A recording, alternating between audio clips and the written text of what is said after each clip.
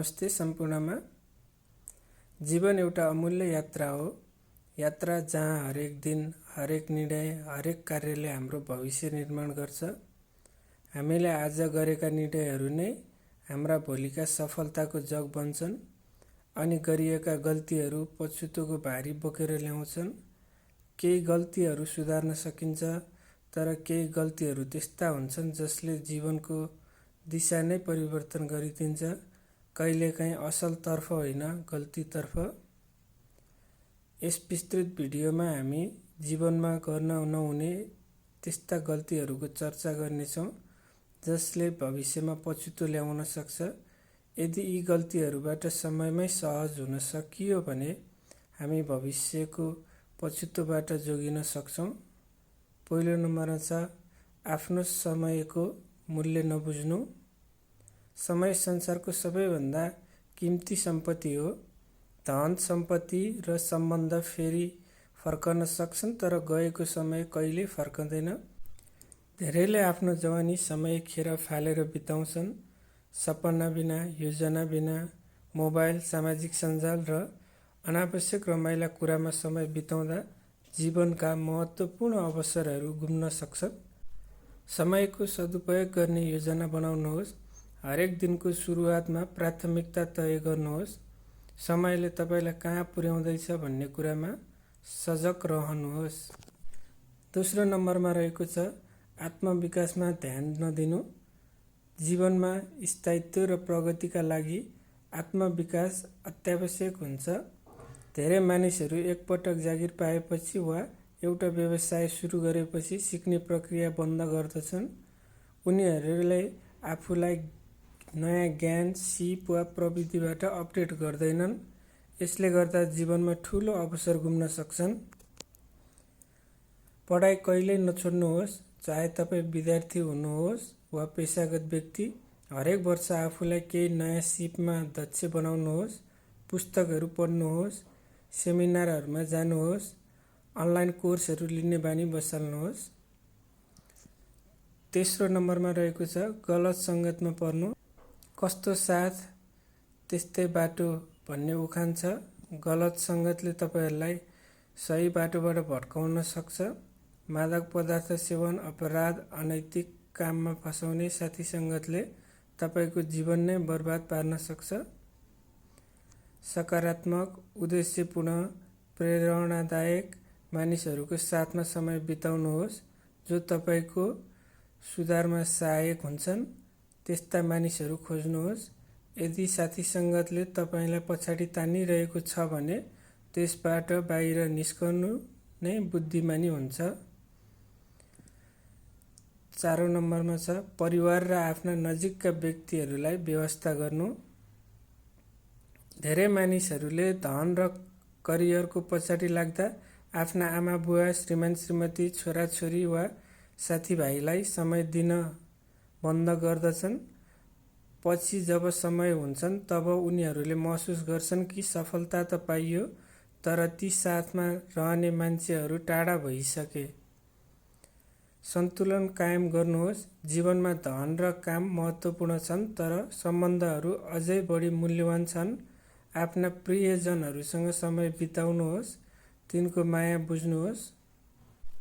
पाँचौँ नम्बरमा रहेको छ क्रोध, ईर्ष्या, घमण्ड जस्ता नकारात्मक भावनालाई पाल्नु।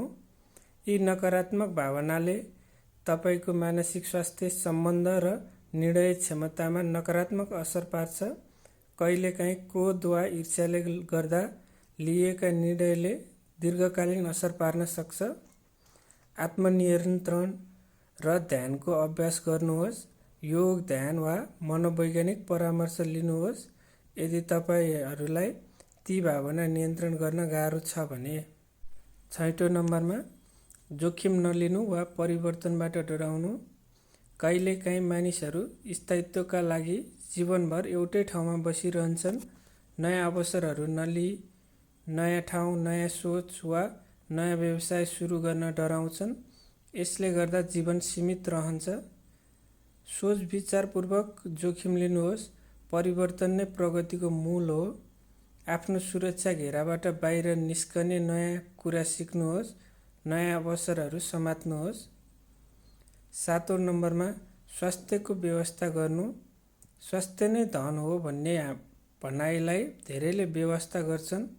अत्याधिक काम, थकाइ, फास्टफुड वा व्यायाम नगर्ने जीवनशैलीले दीर्घकालीन रूपमा शरीरलाई कमजोर बनाउँछ। प्रत्येक दिन कम्तीमा 30 मिनेट शारीरिक व्यायाम गर्नुहोस्। सन्तुलित आहार लिनुहोस्।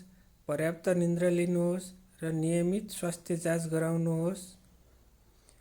8औं नम्बरमा छ क्षमा नगर्नु र पुराना घाउ बोकेर हिँड्नु। कसैले तपाईँलाई चोट दिए भने त्यो पक्कै पीडादायी हुन्छ, तर त्यस घाउलाई आजीवन बोकेर हिँड्नु आफैमा अर्को पीडा हो। क्षमा गर्न नसक्नु, नकारात्मक ऊर्जा बोकेर हिँड्नु भनेको आफ्नो मुटुमा विष राखेर हिँड्नु जस्तै हो।